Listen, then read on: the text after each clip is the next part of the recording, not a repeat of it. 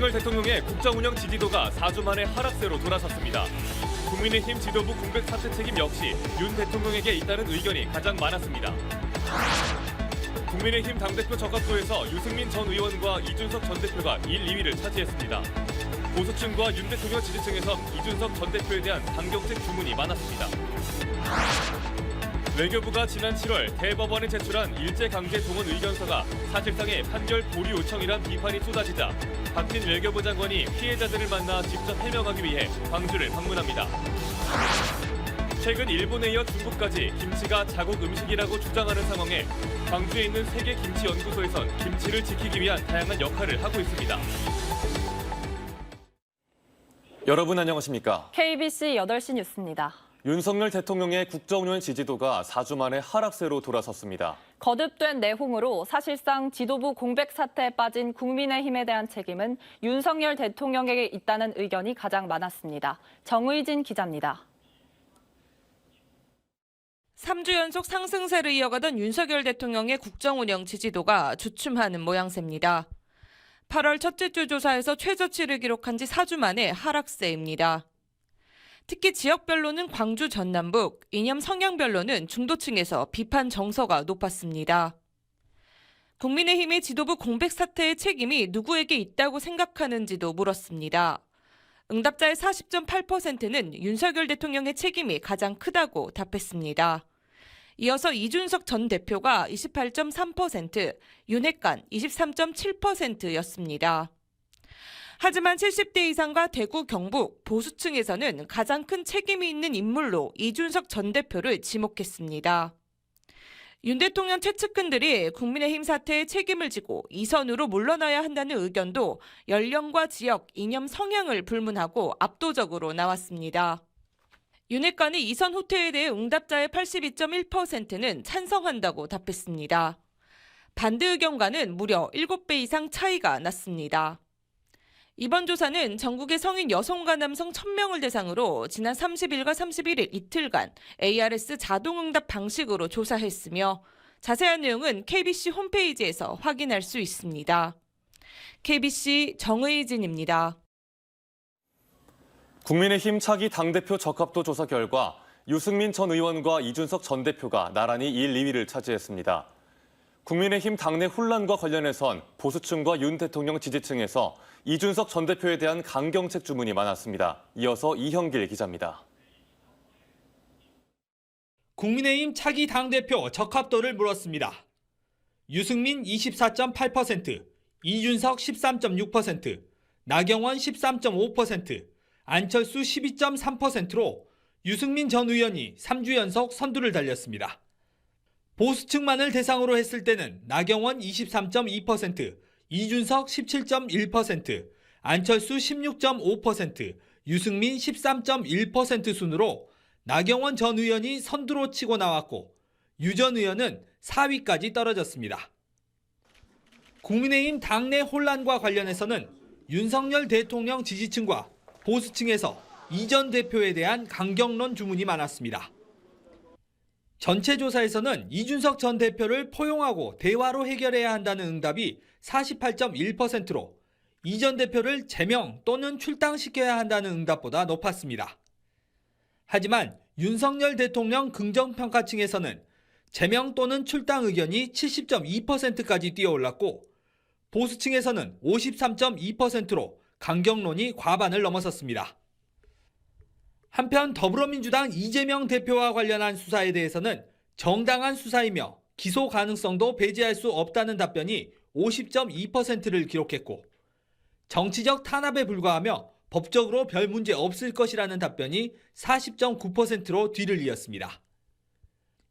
이념 성향별로는 보수층에서 정당한 수사 답변이 74.1%로 크게 올랐고 진보층에서는 정치적 탄압이라는 답변이 65.5%로 상반된 입장을 보였습니다.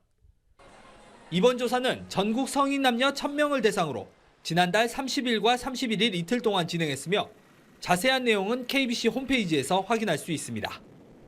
KBC 이영길입니다. 외교부가 지난 7월 일본 전범 기업들의 국내 자산 매각 여부를 최종 심리 중인 대법원에 의견서를 제출해 논란이 일었는데요. 사실상의 판결 보류 요청이라는 비판이 쏟아지자 외교부가 피해자들과의 직접 소통에 나서겠다는 뜻을 밝혔습니다. 내일 박진 외교부 장관이 광주를 방문해 피해자들을 만날 예정인데 피해자들은 사과가 먼저라는 입장입니다. 조윤정 기자입니다. 외교부는 지난 7월 일본 기업의 국내 자산 특별 현금화 명령 사건을 심리 중인 대법원에 의견서를 제출했습니다.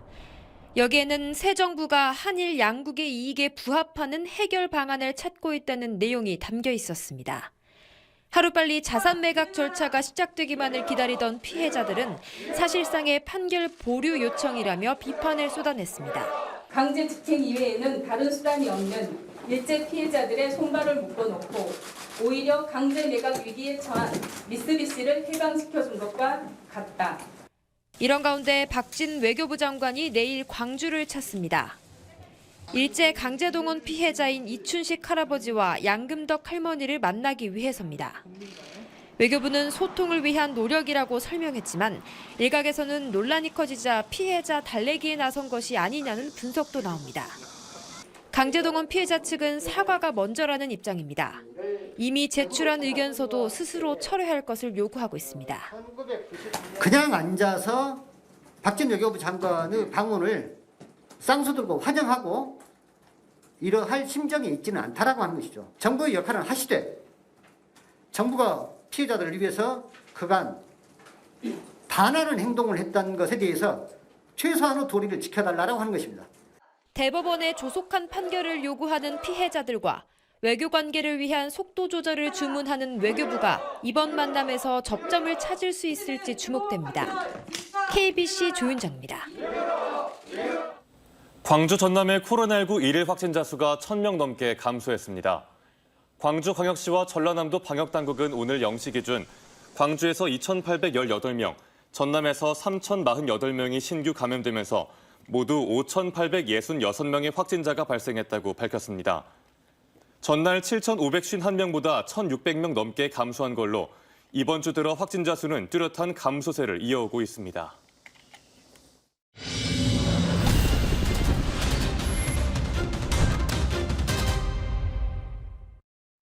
최근 일본에 이어 중국까지 김치가 자국 음식이라고 주장하면서 김치의 역사가 의심받고 있습니다. 광주에 있는 세계김치연구소에서는 김치를 지키기 위해 다양한 역할을 하고 있는데요. 최근에는 김치자원은행을 운영하며 김치 미생물에 관한 연구를 이어가고 있습니다. 김서영 기자의 보도입니다. 광주 김치타운의 세계김치연구소에 있는 김치자원은행입니다. 종자은행처럼 김치 안의 유산균과 유전 정보 등을 데이터로 만들어 저장해 놓은 곳입니다. 김치 미생물과 관련된 정보를 제공하기도 하고 미생물을 분양해주기도 합니다. 김치자원은행은 김치로부터 발굴한 유산균과 같은 식물 자원과 유산균의 유전체 정보와 같은 정보 자원을 보유하고 있습니다. 배추김치와 갓김치 등 각종 김치에서 발굴한 수많은 유산균들이 보관돼 있습니다. 최근 목포대학교의 고 김인철 교수가 평생 동안 연구한 우수한 김치 유산균 자원도 기탁됐습니다. 이번에 기탁한 김치 유산균은 배추김치에서 147균주, 갓김치에서 127균주 등 다양한 종류의 김치에서 발굴한 총 379균주입니다. 이번에 목포대학교에서 기탁받은 김치 유산균입니다. 이 유산균들은 연구소의 연구 자원으로 활용되거나 연구를 희망하는 연구자들에게 분양될 예정입니다.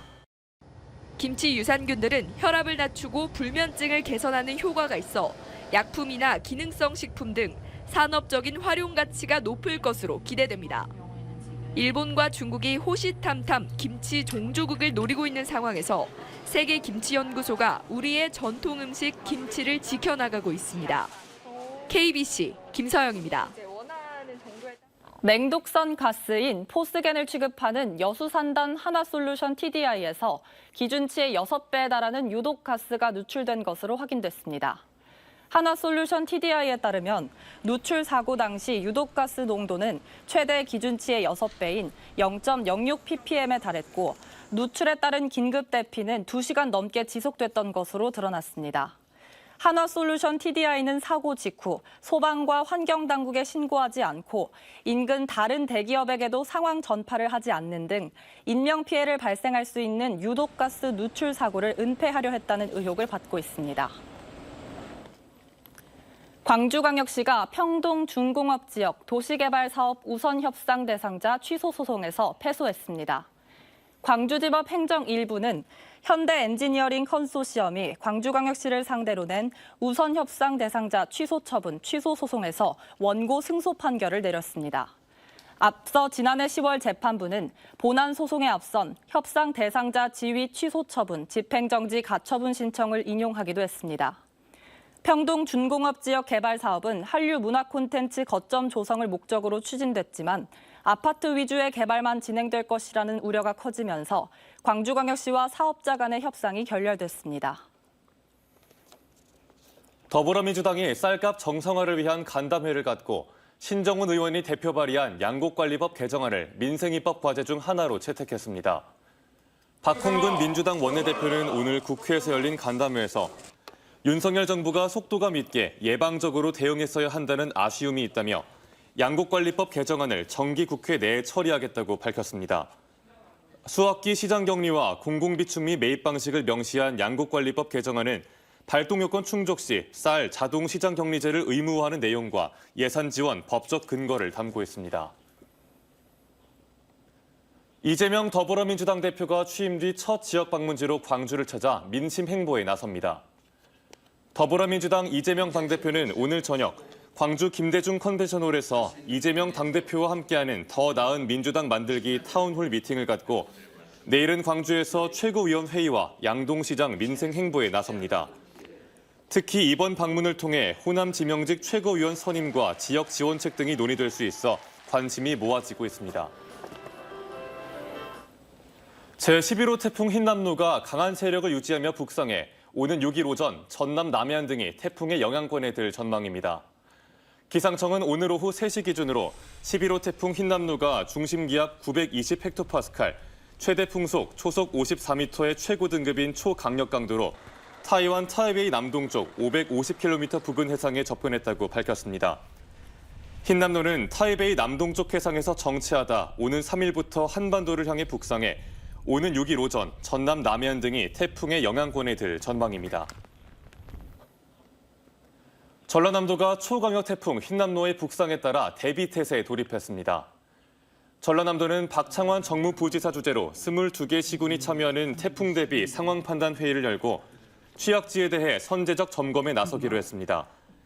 특히 농작물 피해 최소화를 위한 배수로 정비, 지주시설 보강, 수산물 양식장과 가두리 시설 안전조치 강화 등에 집중하기로 했습니다. 또 해안가 저지대 침수 피해를 막기 위해 경보시설과 배수시설, 위험지역 폐쇄회로 TV 가동 상태 등도 점검하기로 했습니다. 광주 도시철도 2호선 공사 중 상수도관이 파열돼 4시간 동안 공사가 중단됐습니다. 오늘 오전 9시 30분쯤 광주광역시 치평동의 상무역 인근 도시철도 2호선 공사 현장에서 상수도관이 10cm가량 파열돼 복구 작업에 들어가 4시간 동안 공사가 중단됐습니다. 광주 상수도 사업본부는 설계도 상위 위치와 시공사가 현장에서 예상한 실제 상수도관 위치가 달라 굴착기가 지하 2m 깊이에 있던 상수도관을 건드린 것으로 보고 있습니다. 여수시와 순천시가 2030 세계 박람회 유치를 추진하고 있는 부산시와의 연대를 강화하기로 했습니다. 순천시는 오늘 오전 순천만 국제습지센터에서 노관규 순천시장과 박형준 부산시장이 참석한 가운데 업무 협약을 갖고 2030 부산 세계박람회 유치와 2023 순천만 국제정원 박람회 성공 객최 등을 위해 상호 협력하기로 약속했습니다. 오후 2시에는 전라남도 여수시, 부산시가 여수에서 2030 부산 세계박람회와 UN 기후변화협약 당사국 총회 유치를 위한 업무 협약을 맺고 영호남 국제행사 유치 지원에 서로가 적극 나서기로 했습니다. 코로나19로 인한 비대면 시대를 맞아 지자체의 주민소통 강화 방안을 모색하는 자리가 마련됐습니다. 광주 광천동 KBC 사옥에서 열린 2022 지방자치단체 홍보 담당자 워크숍에서는 전남 22개 시군 홍보 담당자와 홍보 전문가 등이 참석한 가운데 비대면 시대, 지자체의 주요 정책과 생활 정보를 효과적으로 전달하고 지역민과 소통을 강화하는 방안 등을 논의했습니다.